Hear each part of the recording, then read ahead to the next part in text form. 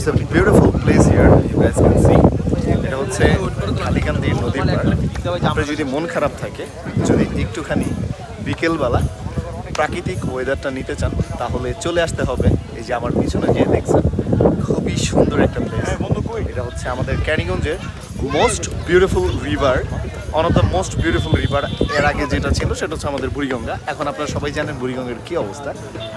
এই ফিলটা নিতে হলে নদীর যে প্রাকৃতিক মোমেন্টটা, এখানে ছোট ছোট কিছু নৌকা পাওয়া যায়। এই নৌকা আছে, বোট আছে, আপনারা ঘুরতে পারবেন চাইলে।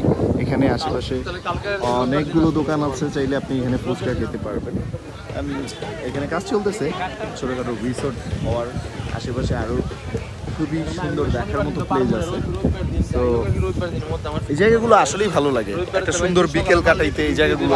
তোমার কেমন লাগে তামিম, তুমি বলো? যদি আপনি ডিপ্রেশনে থাকেন, যদি আপনার মন বিষণ্ণতায় কাটে, জীবন ভালো লাগে না, তাহলে চলে আসুন ঢালকান্দির এই মোড়ে আর উপভোগ করুন এই সুন্দর প্রাকৃতিক দৃশ্য। সত্যি বলতে এই যে নদীর ঢেউগুলো যদি আমরা দেখাই একটু, প্রচুর স্রোত চলতেছে, ঠিক আছে? এখান থেকে কিছুটা বোঝা যাচ্ছে।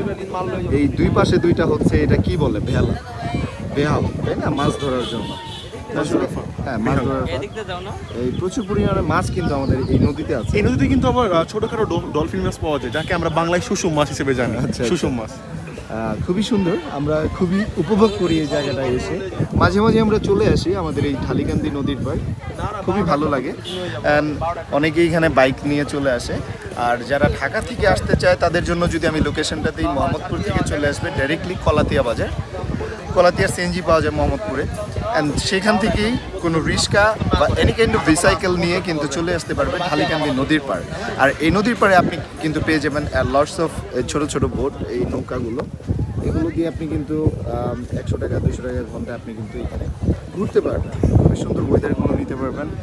আপনি খুবই অল্প বাজেটে আপনি ঢাকার বাহিরের একটা ফিল নিতে পারবেন ঢাকার মধ্যে বসে। Thank you so much.